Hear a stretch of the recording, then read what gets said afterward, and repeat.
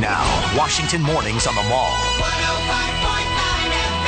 At AM 630. WMAL. 7:07 and happy Friday morning to you. Brian Neiman, Brian Wilson in Washington, D.C. We've got Jake Tapper, Brett Baer coming up in the 8 o'clock hour. We'll get into some politics there. Latest on Jeopardy in D.C. still to come this hour. It is 420 Day. It is International Marijuana Day. We'll get into whether or not it's time to legalize marijuana. I know that George Will has written some interesting columns in the last couple of weeks on that.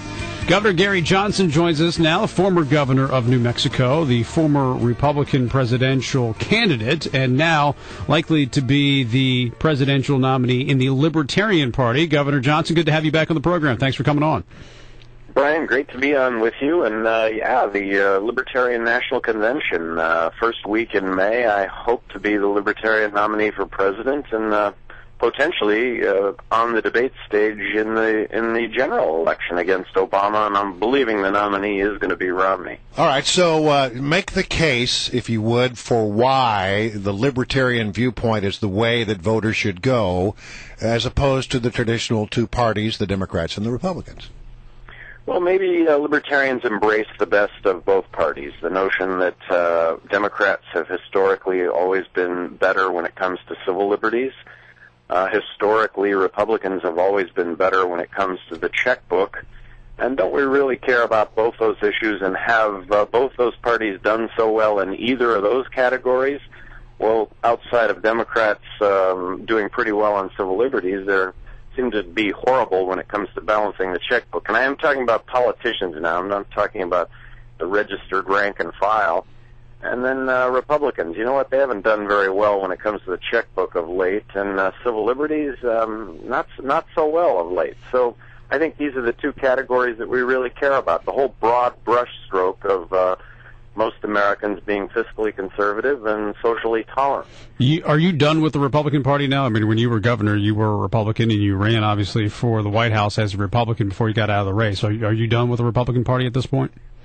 I am. I think that, like I say, I think that libertarians probably embrace the best of both parties, and I think that's where I'm at. I'm with the broad brushstroke philosophically. I'm fiscally conservative, socially tolerant. Okay, so that said, I think Libertarian Party is identifying the solutions to the problems that we have. Balance the federal checkbook. Balance the budget, or we're going to find ourselves with a collapsed government. We're going to find ourselves in the midst of a monetary collapse where our dollars aren't worth anything. And then we really do give a damn, I think, when it comes to our civil liberties, and certainly they've been eroded of late with 9/11, TSA, Homeland Security, the National Defense Authorization Act, which allows detainment of U.S. citizens without being charged. You mentioned that the debates, and you hope to be on the stage with Barack Obama and presumably Mitt Romney. How can you get on the debate? Do you think you will get on that debate floor? Do you think you'll be, on the podium with those guys? Well, the pie-in-the-sky scenario is polling at 15% against these guys, and then that gets you a seat at the stage. Right now I'm polling at the 6, 7, 9% range against the two of them. I don't know if it's me that's polling at that level so much as it is a third name, but I am the third name and would be the third name. And then there's also Ron Paul, and the fact that I don't think he's going to win the nomination. I think that for the most part, it's a message similar to Ron Paul: freedom, liberty, and let's do all this in the context of a balanced budget. Where does that message go when Ron Paul comes to an end? Where does that support go? Perhaps it goes to the Libertarian nominee, and there's the 15%. Well, it sure would help you get to 15% if Ron Paul endorsed you. Now, we've had him on the show before, and he has hesitated to say that he would definitely support the Republican nominee. Have you had conversations with Congressman Paul about a possible endorsement? I have not, but he did ask me for my endorsement in 2008, which I readily gave, and when I dropped out of the Republican process, when I dropped out of the Republican nomination rigmarole, I asked everyone that was going to support me to support him. So that support's been unequivocal. I don't know where he goes when he does finally come to an end. All right, so there's this issue that is very important to many libertarians, and I know you've been on record about it, and you believe it's time to decriminalize the use of marijuana in this country.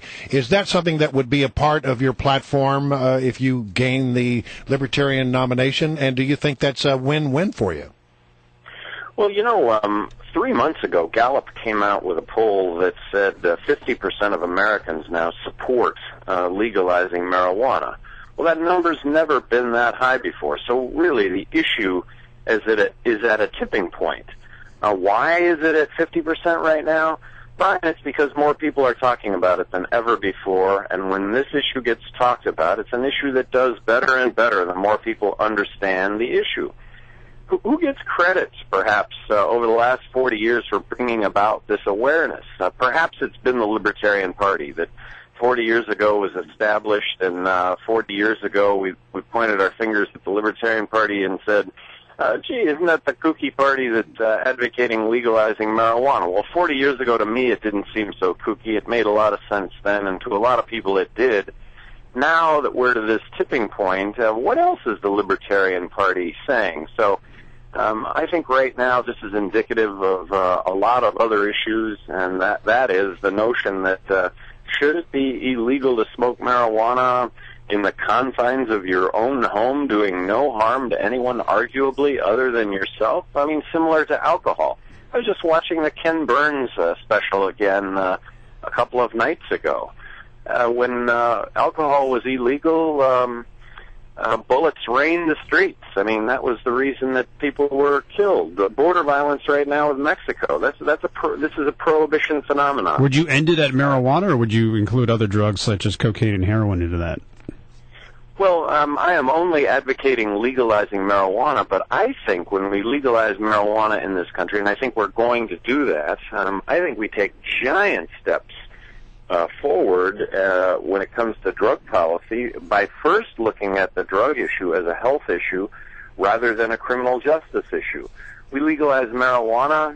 Look, I don't think the world's going to end. As a matter of fact, I think it's going to get a lot better when law enforcement can go out and actually enforce real crime, when the courts aren't so clogged. And you know what? If we can let a few people out of jail, 2.3 million people in this country, the majority there on some drug-related category. Look, we have the highest incarceration rate of any country in the world, and I think our drug policies have the most to do with that.